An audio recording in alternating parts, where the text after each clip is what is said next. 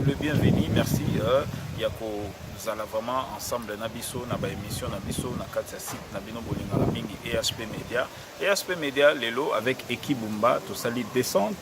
toujours na kati ya émission Oyo Short News to sali descente awa na Jamaïque na kati na commune ya Kitambo place wapi ndeko na biso Papa Mundangatanga les comédiens artistes congolais Oyo aza vraiment awa na kati ya Jamaïque abela donc pas maladie donc pas problème et belé comme elle qui va porter les bambas sous tous les démagogos je suis sûr que on a dit tout à l'heure vraiment et ça li passi mais ça les messages mon clé na batunyo surtout ba o ba eba ki ba o nyo surtout a sepeli sa bango ba o nyo surtout ba sepela pe na musala na ye asali message pe na bandeko na ye ba comédien nyo so biso super bozan na moto pour travailler pe na mundanga à l'occurrence bandeko na biso ba peau de bonne odeur parfum de bonne odeur ba Jani ba Sida Bilele vraiment ba Devos ba bino tout bozan na poto ba Iguette vraiment topesi bino ba mbote bino nyonso tout voilà ba ya fioti ngoma vraiment bino nyonso tout boyebi ndeko na bino mundanga Mike oyo azali kulutu vraiment voilà lelo bolanda message nini oyo ezali message clé oyo epesami na ndeko na biso Mike mundanga à suivre. Merci beaucoup télévision et za radio télévision ezalaka live watu wakukana kati c'est-à-dire ndenge oyebeli ngai évidemment naza malade je suis malade naumeli nango mwa moke mais maladi ekozala na kati na motu kolo akobikisa kolo atiaka loboko ya molimo mais mosuni telke nzoto ndenge bato bayebeli nga nzoto oyo omoni bien eza eso yanga te me nzoto oyo po ebonga nzoto ezonga ndenge ezalaki ezosenga mbumakisi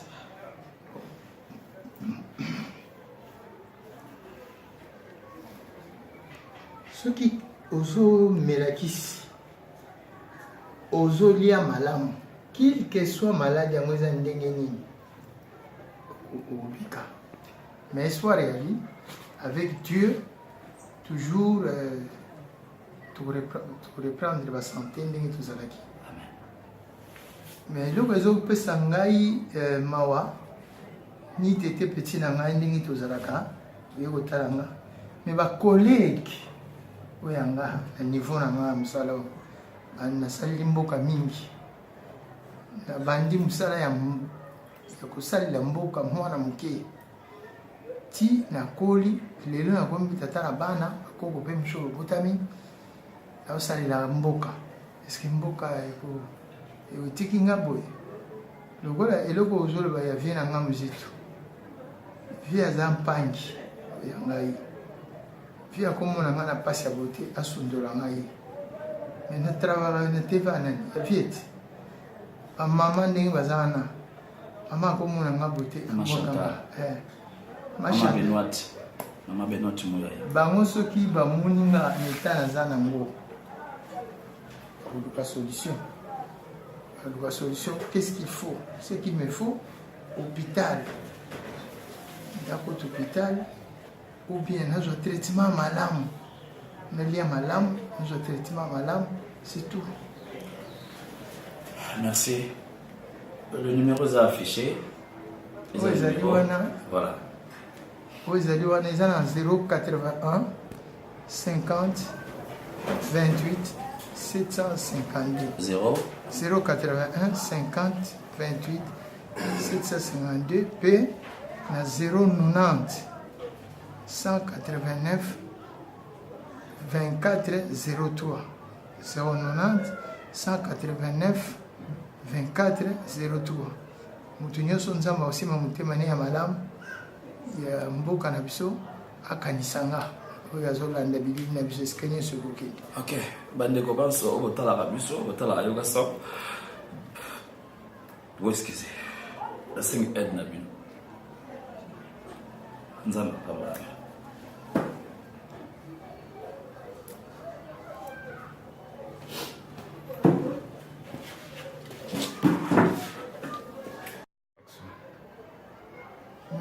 beaucoup télévision et la radio télévision ils la live ce qu'on montre c'est-à-dire ndenge oyebeli ngai évidemment naza malade je suis malade naumi nango manqué mais maladi ekozala na kati na mutu kolo aobikisa kolo atiaka loboko ya molimo me musuni telke nzoto ndenge bato bayebelinga nzoto oyo omoni bien eza esu yanga te me nzoto oyo po ebonga nzoto ezonga ndenge ezalaki ezosenga mbumakisi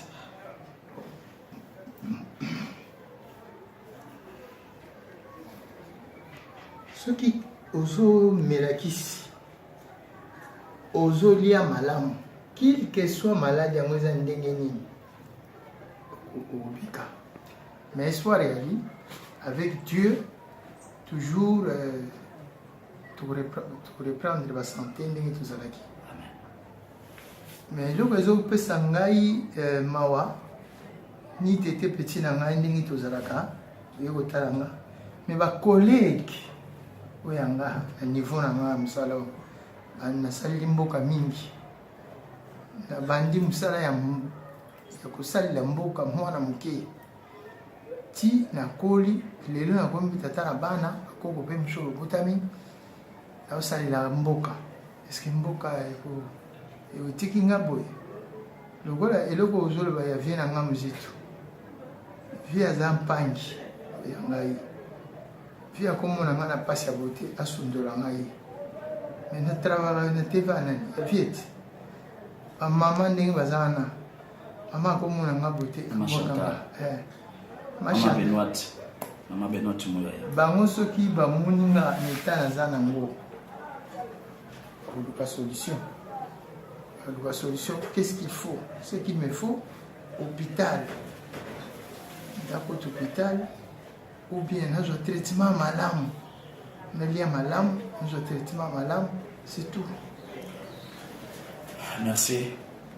Le numéro est affiché. Voilà. Vous allez voir 081 50 28 752. 081 50 28 752 P na 090 189 24 03 090 189 24 03. Mutu nyonso nzambe osima motema ne ya malamu ya mboka na biso akanisanga oyo azolanda bilili na biso esika nyonso ekokende. Ok, bandeko banso okotalaka biso okotalaka yoka sa boeskize nasengi aide na bino nzambe apambolaka.